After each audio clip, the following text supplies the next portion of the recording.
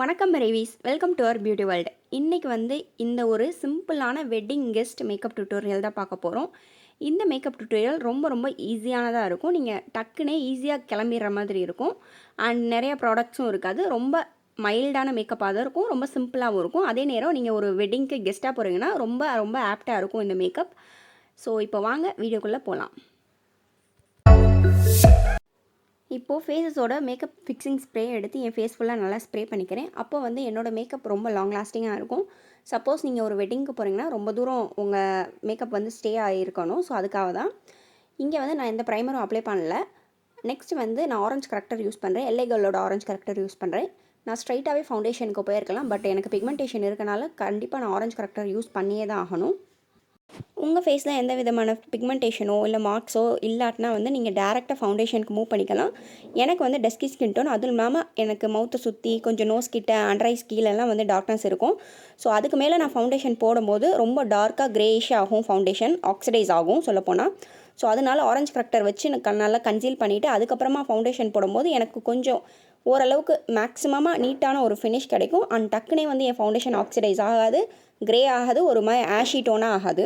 So அதுக்காக தான் நான் ஆரஞ்சு கரெக்டர் யூஸ் பண்ணுறேன். ஸோ ஆரஞ்சு கரெக்டர் நம்ம எக்ஸஸாக யூஸ் பண்ணும்போது நம்ம போட்டு ஃபவுண்டேஷன் பிளெண்ட் பண்ணும்போது ரொம்ப ஆரஞ்சிஷாக ஃபேஸ் ஃபுல்லாக தெரியும். ஸோ அதனால் எவ்வளோ ப்ராடக்ட் தேவையோ உங்கள் பிக்மெண்டேஷன் கவர் பண்ணுறதுக்கு அது மட்டும் நீங்கள் அப்ளை பண்ணால் போதும். அப்ளை பண்ணிவிட்டு நெக்ஸ்ட்டு நல்லா பிளெண்ட் பண்ணிக்கோங்க உங்கள் ஸ்கின்னோட மெர்ஜ் ஆகிற மாதிரி. சப்போஸ் உங்களுக்கு ரொம்ப ஆயிலி ஸ்கின்னாக இருந்துச்சுன்னா ஒரு காம்பேக்ட் வச்சு நல்லா செட் பண்ணிக்கோங்க. அது வெளியே தெரியாது. இப்போ நான் ஃபவுண்டேஷன் எடுத்திருக்கேன். ஃபவுண்டேஷன் எடுத்து நான் கொஞ்சம் கொஞ்சமாக என்னோடய ஸ்கின்னில் ஃபேஸில் அப்ளை பண்ணிவிட்டு அதுக்கப்புறமா நான் பிளெண்ட் பண்ண போகிறேன். ஃபஸ்ட்டு நான் one side of the face தான் நான் ஒர்க் பண்ணுறேன். First one side of the face முடிச்சுட்டு நான் நெக்ஸ்ட் சைடுக்கு போகிறேன். ஃபவுண்டேஷனை எப்போவுமே உங்கள் ஃபேஸில் டாட்டாக வைக்கக்கூடாது. ஸோ அப்படி வைக்கும் போது நீங்கள் பிளெண்ட் பண்ணி முடிச்சதுக்கப்புறமா நீங்கள் வச்ச டாட் மட்டுமே ஒரு கொஞ்சம் பிக்மெண்டடாக தெரியும். அண்ட் நீங்கள் ஃபோட்டோஸில் பார்க்கும்போது அங்கே டாட்டாக தெரியும். ஸோ அதனால் நான் ஸ்வைப்பிங் மோஷனில் பண்ணுங்கள். ஸோ உங்கள்கிட்ட பெரிய ப்ரஷ் இருந்தால் அதில் பண்ணலாம். அப்படி இல்லைனா கன்சீலர் ப்ரஷ்லேயே நீங்கள் அப்ளை பண்ணிக்கலாம் ஃபவுண்டேஷன். அண்ட் உங்கள் ஐலிட்ஸையும் கவர் பண்ண மறந்துடாதீங்க. ஸோ உங்கள் ஐப்ரோஸ்க்கு கீழேயும் லைட்டாக க்ளீனப் பண்ணிக்கோங்க. அப்போ உங்கள் ஐப்ரோஸ் நீங்கள் த்ரெடிங் பண்ணலைனாலும் உங்களுக்கு கொஞ்சம் கிறிஸ்பியாக இருக்கும். ஸோ பார்க்குறதுக்கு ஒரு டிஃபைன்டான லுக் கொடுக்கும். ஸோ அதுக்காக தான் சொல்கிறேன். அண்ட் இப்போ நான் ஒரு பியூட்டி பிளெண்டர் வச்சு நான் பிளெண்ட் பண்ணிக்கிறேன் என்னோடய ஃபவுண்டேஷனை. ஸோ ஈவன் அவுட்டாக தெரியும் ஃபவுண்டேஷனை பியூட்டி பிளெண்டர் வச்சு பிளெண்ட் பண்ணும்போது. இதே இது நீங்கள் ப்ரஷ் வச்சு பண்ணிங்கன்னா அந்த ஸ்ட்ரோக்ஸ் சில நேரம் நமக்கு தெரிய சான்ஸ் இருக்குது. ஸோ உங்களுக்கு ப்ரஷ் தான் கன்வீனியண்ட்டாக இருக்குன்னா நீங்கள் ஃபஸ்ட்டு ப்ரஷ் வச்சு பிளெண்ட் பண்ணிட்டு அதுக்கப்புறமா ஒரு டைம் பியூட்டி பிளெண்டர் வச்சு பிளெண்ட் பண்ணிக்கோங்க. ஸோ அப்போ உங்களுக்கு ஃபுல் ஃபவுண்டேஷனும் ஒரு ஸ்கின் ஃபினிஷாக இருக்கும். ஈவனாக பார்க்கும்போதே தெரியும். ஸோ இப்போ உங்களுக்கு பார்க்கும்போதே தெரியும் ரொம்ப ஈவனாக இருக்கும். அண்ட் உங்களுக்கு நெக்குக்கும் வேணால் நெக்குக்கும் நீங்கள் ப்ராடக்ட் அப்ளை பண்ணிக்கலாம். நெக்ஸ்ட்டு நான் வெட் அண்ட் வைல்டோட ஒரு ஐப்ரோ பொமேட் எடுத்திருக்கேன். இதை எடுத்து என்னோடய ஐப்ரோஸை நான் கொஞ்சம் டார்க்கன் பண்ணிக்கிறேன். எனக்கு இன்னர் ஐப்ரோஸ் நல்லா டார்க்காக இருக்கும். அவுட்டரில் கொஞ்சம் லைட்டாக இருக்கனால நான் அவுட்டரில் நல்லா கான்சன்ட்ரேட் பண்ணி அப்ளை பண்ணிக்கிறேன். ஸோ இன்னரில் கொஞ்சம் நான் அவ்வளோ தூரம் எடுத்துகிட்டு போகல. அவுட்டரில் மட்டும் எனக்கு நல்லா எங்கே தேவையோ அங்கே மட்டும் கான்சன்ட்ரேட் பண்ணி ப்ராடக்ட்டை அப்ளை பண்ணிக்கிறேன். நான் அவுட்டரில் அப்ளை பண்ணுறதுனால நீங்களும் அங்கே அப்ளை பண்ணணுன்றது கிடையாது. உங்களுக்கு எங்கே கேப் இருக்கோ நீங்கள் அங்கே மட்டும் ஃபில் பண்ணிக்கோங்க அங்கே ஐப்ரோஸை. ஸோ நெக்ஸ்ட்டு கன்சீலர் மூவ் பண்ணிக்கலாம். கன்சீலருக்கு நான் எடுத்திருக்கேன் ஸ்விஸ் பியூட்டியோட கன்சீலர் எடுத்திருக்கேன். ஸோ இதோட ஷேட் நேம் எல்லா டிஸ்கிரிப்ஷனில் கொடுத்துறேன். இதை எடுத்து எக்ஸஸாக எப்போவுமே கன்சீலர் அப்ளை பண்ணும்போது உங்களுக்கு க்ரீஸ் லைன்ஸ் ஃபார்ம் ஆகும். ஸோ அதை தவிர்க்கிறதுக்காக கொஞ்சமாக எங்கெங்கே தேவையோ அங்கே மட்டும் உங்கள் ஃபேஸை உங்கள் ஸ்கின்னை பிரைட்டன் பண்ணுறதுக்காக அப்ளை பண்ணிக்கோங்க. அப்ளை பண்ணி நல்லா பிளெண்ட் பண்ணிக்கோங்க. ஸோ நீங்கள் அண்டர் ஐஸ் கீழெல்லாம் போடும்போது லைட்டாக உங்களுக்கு க்ரீஸ் ஆகும். ஸோ நல்லா ஒரு காம்பேக்டோ இல்லை ஒரு லூஸ் பவுடரோ வச்சு செட் பண்ணிக்கிறது ரொம்ப நல்லது. அண்டு கன்சீலர் ஃபவுண்டேஷன் மாதிரி இருக்காது, ரொம்ப திக் ஃபார்மில் இருக்கும். ஸோ அப்படி இருக்கும் போது நீங்கள் நல்லா டைம் எடுத்து பிளெண்ட் பண்ணால் தான் அது ஒழுங்காக பிளெண்ட் ஆகும். உங்களுக்கு ஸ்மைலன்ஸு அப்படி இல்லைன்னா விரிங்கிள்ஸ் ஏதாச்சும் இருந்துச்சுன்னா அதில் போய் இல்லைனா செட்டில் ஆகிக்கிறோம் நீங்கள் பிளெண்ட் பண்ணாமல் விட்டீங்கன்னா. ஸோ அதனால் ஒரு கன்சீலர் ப்ரஷ்ஷோ இல்லை ஏதாச்சும் ஒரு ப்ரஷ்ஷோ வச்சு நீங்கள் பிளெண்ட் பண்ணிக்கோங்க. அப்படி இல்லாட்டினா நீங்கள் பியூட்டி பிளெண்டர் கூட யூஸ் பண்ணிக்கலாம். அதுவுமே ரொம்ப ஈஸியான மெத்தடாக தான் இருக்கும். எனக்கு எப்போவுமே கன்சீலரை பிளெண்ட் பண்ணுறதுக்கு ப்ரஷ் தான் யூஸ் பண்ணுவேன்.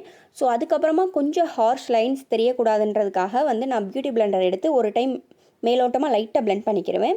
ஸோ அப்போது எனக்கு ஒரு ஸ்மூத்தான ஈவனான ஃபினிஷ் கிடைக்கும். ரொம்ப ஆக்வர்டாக தெரியுது இந்த கன்சீலர் மட்டும் தனியாக போட்டிருக்கோன்றது. ஸோ இப்போ ஒரு காம்பேக்ட் வச்சு நல்லா ஃபேஸ் ஃபுல்லாக செட் பண்ணிக்கோங்க. அப்போ தான் உங்களுக்கு டக்குனே உங்கள் மேக்கப் கலையாது, உங்கள் மேக்கப்பும் லாங் லாஸ்டிங்காக இருக்கும். ஸோ உங்களுக்கு எங்கெங்கெல்லாம் ஸ்வெட் ஆகுமோ அங்கே எக்ஸ்ட்ரா கொஞ்சம் நல்லா அப்ளை பண்ணிக்கோங்க. இப்போ வந்து நான் லிப்ஸ்டிக்கு NYBயோட லிப்ஸ்டிக் எடுத்திருக்கேன். இதை எடுத்து ஃபஸ்ட்டு நான் இங்கே எந்த ஒரு லிப் லைனருமே யூஸ் பண்ணல. ஸோ அதுக்கு பதிலாக லைட்டாக ஒரு ப்ரஷில் எடுத்துகிட்டு என்னோடய அவுட்டர் லிப் லைன் வந்து ட்ரா பண்ணிக்கிறேன். ஸோ எனக்கு வந்து இது ஒரு லிப் லைனர் மாதிரி ஆக்ட் ஆகும். உங்களுக்கு நீங்கள் லிப் லைனர் இருந்துச்சுன்னா யூஸ் பண்ணிக்கலாம். இது வந்து ரொம்ப சிம்பிளாக நம்ம பண்ணுறதுனால ஸோ இந்த சின்ன சின்ன ட்ரிக்ஸ் வந்து நம்ம ஃபாலோ பண்ணிக்கலாம்.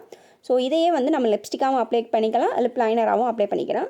ஸோ நான் ஈவன் அவுட்டாக ஃபஸ்ட்டு வந்து லைன் ட்ரா பண்ணிக்கிறேன் என் லிப்ஸில். ட்ரா பண்ணிவிட்டு அதுக்கு உள்ளே வந்து நான் இந்த லிப்ஸ்டிக் வந்து அப்ளை பண்ண போகிறேன். ஸோ எப்போவுமே வந்து உங்கள் லிப்ஸுக்கு மேலே நீங்கள் ஓவர் ட்ரா பண்ணவே கூடாது. அண்ட் ஐஷேடோக்கு ஒரு பிங்கிஷான ஒரு ஐஷேடோ எடுத்து என்னோடய அவுட்டர் வீலையும் ட்ரான்சிஷன்லையும் ஒர்க் பண்ணுறேன். ஓவராலாக வச்சு நான் பிளெண்ட் பண்ணிக்கிறேன். அவுட்டர் வீலையும் என்னோடய ட்ரான்சிஷன் ஏரியாலையும் ஓவராலாக நல்லாவே பிளெண்ட் பண்ணிக்கிறேன். ஸோ இந்த ஷேட் வந்து என்னோடய சாரீக்கு எக்ஸாக்ட் மேட்சான ஷேட். ஸோ இந்த மேக்கப் லுக் வந்து என்னோடய சாரீக்கு ஆப்டான மாதிரி இருக்க மாதிரி தான் நான் க்ரியேட் பண்ணியிருக்கேன். ஸோ அதனால எனக்கு அவுட்டர் பார்டரில் வந்து அவுட்டர் ஒரு பிங்கிஷ் மாதிரி இருக்கனால அவுட்டர் வீலையும் ட்ரான்சிஷன்லையும் அந்த கலர் எடுத்து நான் நல்லா அப்ளை பண்ணி பிளெண்ட் பண்ணிக்கிறேன். இதே இதை வந்து நீங்கள் உங்கள் லோவர் வாட்டர் லைன்லேயும் வச்சு நீங்கள் நல்லா பிளெண்ட் பண்ணிக்கோங்க. இந்த ஐ மேக்கப் வந்து 2 ஐ ஷேடோலேயே முடிஞ்சிடும். இங்கே வந்து நான் ஒரு டீப் டார்க் பர்பிள் ஷேட் எடுத்திருக்கேன். இதுவுமே வந்து என்னோடய சாரீக்கு எக்ஸாக்டான மேட்சாக இருக்குது. சப்போஸ் உங்களோட அவுட்ஃபிட் வந்து எந்த கலர் மாதிரி இருக்கோ நீங்கள் அதுக்கேற்றாப்புல சேஞ்ச் பண்ணிக்கலாம் கலர்ஸை. ஸோ ஐ மேக்கப் லுக் எல்லாமே வந்து ஒரே மாதிரி தான் இருக்கும். ஜஸ்ட்டு நீங்கள் ஒரு ட்ரான்சிஷன் க்ரீச் ஷேடு வந்து போட வேண்டியதாக இருக்கும். அதுக்கப்புறமேட்டுக்கு ஐலிட்ஸில் வந்து ஒரு ஷேட் போடுற மாதிரி இருக்கும். ஸோ அந்த ஷேட் வந்து நீங்களே வந்து க்ரியேட் பண்ணிக்கலாம். நெக்ஸ்ட்டு வந்து நம்ம ஆல்ரெடி நம்ம ஐப்ரோஸ்க்கு வந்து ஒர்க் பண்ணியிருந்தோம்ல, அந்த ஐப்ரோ கிட்டே எடுத்து நான் லோவர் வாட்டர் லைன் கிட்ட வந்து நல்லா அப்ளை பண்ணி பிளெண்ட் பண்ணிக்கிறேன்.